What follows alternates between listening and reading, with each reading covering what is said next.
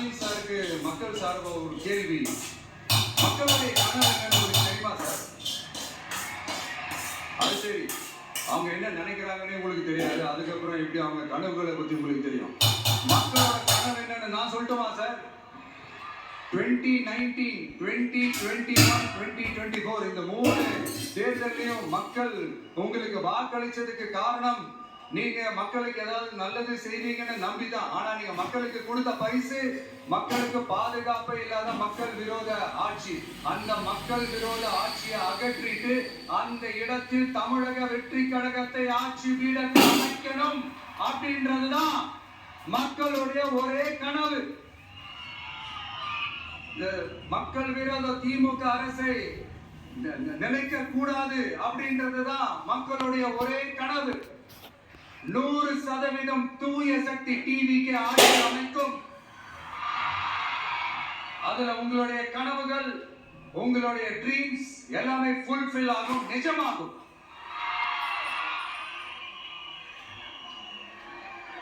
Tamil Nadu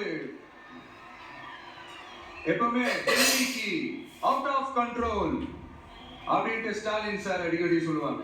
Stalin sir எது எதெல்லாம் out of control இப்ப நான் கொஞ்சம் சொல்லட்டுமா? முதல்ல சட்டம் ஒழுங்கல அவுட் ஆஃப் கண்ட்ரோல்,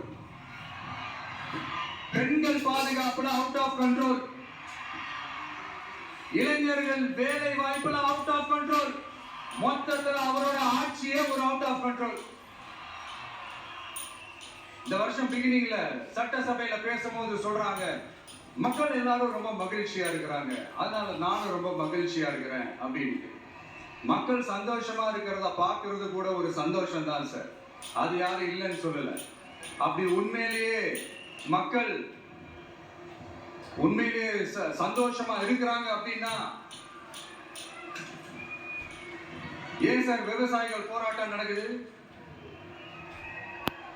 ஏன் சார் மீனவர்கள் போராட்டம் நடக்குது? ஏன் தொழிலாளர்கள் போராட்டம் நடக்குது? தூய்மை பணியாளர்கள் போராட்டம் ஏன் நடக்குது? அங்கன்வாடி ஊழியர்கள் போராட்டம், செவிலியர்கள் போராட்டம், மருத்துவர்கள் போராட்டம், மாற்றுத்திறனாளிகள் போராட்டம், அரசு ஊழியர்கள் போராட்டம், ஆசிரியர்கள் போராட்டம், இடைநிலை ஆசிரியர்கள் போராட்டம், பகுதி நேர